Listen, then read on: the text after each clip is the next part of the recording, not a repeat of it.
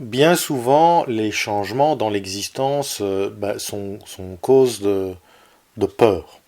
Quand on veut changer quelque chose dans sa vie, qu'on veut changer de job, qu'on veut changer de pays, qu'on veut voilà, changer des choses dans sa vie, eh bien, on est généralement confronté à la peur, ce qui est quelque chose de naturel. Et généralement, ce que j'ai souvent entendu et ce qu'on vous dit, c'est qu'il faut sortir de votre zone de confort. Ah, ça c'est le grand leitmotiv, sortir de sa zone de confort. Ça veut dire quoi? Ça veut dire faire directement des choses que vous n'avez pas l'habitude de faire. Et de vous mettre dans le bain, de vous confronter directement à la peur et pour pouvoir progresser. Alors, je vais vous dire que dans mon existence, ma zone de confort, c'était d'être en permanence hors de ma zone de confort. Pour dire les choses très clairement, il y avait tellement de changements et je changeais tellement de choses dans ma vie, mais de manière radicale, que j'étais en permanence hors de ma zone de confort. Je n'avais même plus aucun repère de zone de confort. Et et très souvent, et même quasiment à chaque fois, ça a été des périodes extrêmement difficiles et extrêmement pénibles. Et parce qu'il faut faire face à sa peur, mais on est dans l'inconnu, ce n'est pas toujours évident et on n'est pas toujours prêt à faire ce genre de changement. Et ce qui se passe, c'est que quand on s'aperçoit que ça va pas, qu'on n'a pas les résultats qu'on veut avoir aussi vite qu'on aurait voulu les avoir, et que c'est plus difficile, et que, je veux dire, on se sent mal parce qu'on se sent complètement perdu, eh bien, un réflexe naturel, c'est de revenir dans sa zone de confort, dans les trucs qu'on faisait habituellement, qui nous maintenaient peut-être malheureux, mais au moins, voilà, c'était du connu et on savait le faire et c'est bon.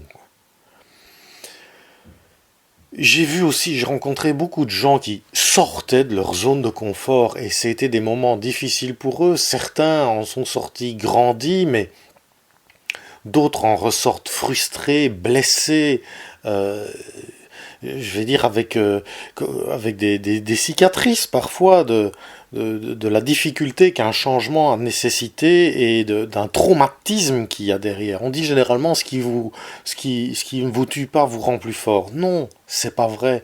Ça vous rend plus dur, plus fermé sur vous-même, plus amer parfois. Et donc, je ne suis pas un partisan de sortir de sa zone de confort parce que je l'ai tellement fait et ça a été tellement de grandes difficultés et pour finalement pas tant apporter que ça, que je suis plutôt partisan de l'élargissement de la zone de confort. Je suis partisan de la méthode Kaizen, une méthode japonaise.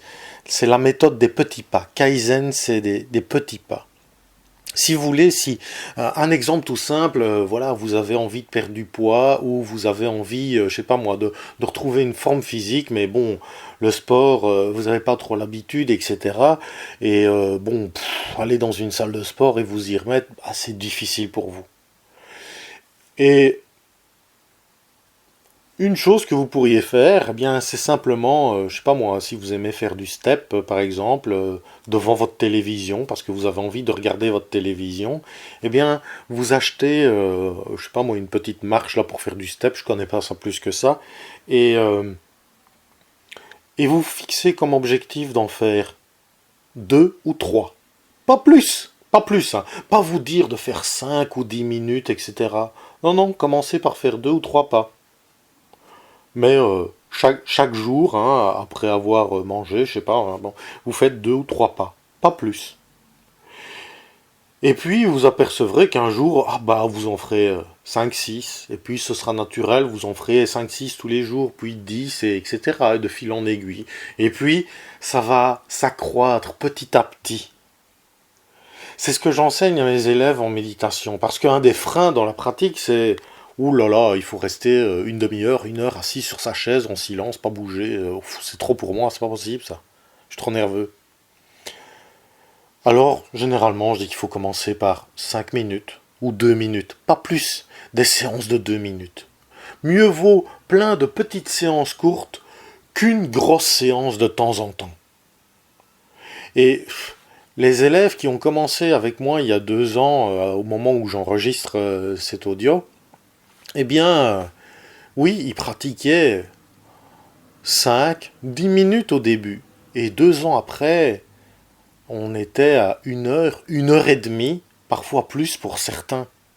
Mais ça a été sans se forcer, naturellement. Vous voyez?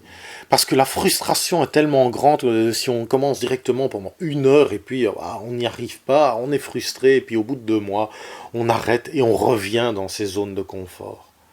Je suis partisan de l'extension de la zone de confort, de faire des choses en douceur. On est déjà dans une société où il y a tellement de changements, où les choses vont vraiment beaucoup plus vite qu'auparavant. Il faut s'adapter en permanence. La vie quotidienne est un tumulte. Il y a des nouveaux logiciels, il y a des nouvelles lois, des nouveaux codes. Ça sort, ça sort, ça sort. Alors, c'est déjà difficile comme ça. Revenons à des choses plus simples. Et moi, je trouve que c'est beaucoup plus durable parce que ça s'ancre plus facilement dans le temps. Voilà, ça c'était mon point de vue sur une manière d'affronter la peur, de l'affronter de manière beaucoup plus douce et je trouve de manière beaucoup plus efficace sur le long terme que de choisir des méthodes de rupture où on sort de ces zones de confort.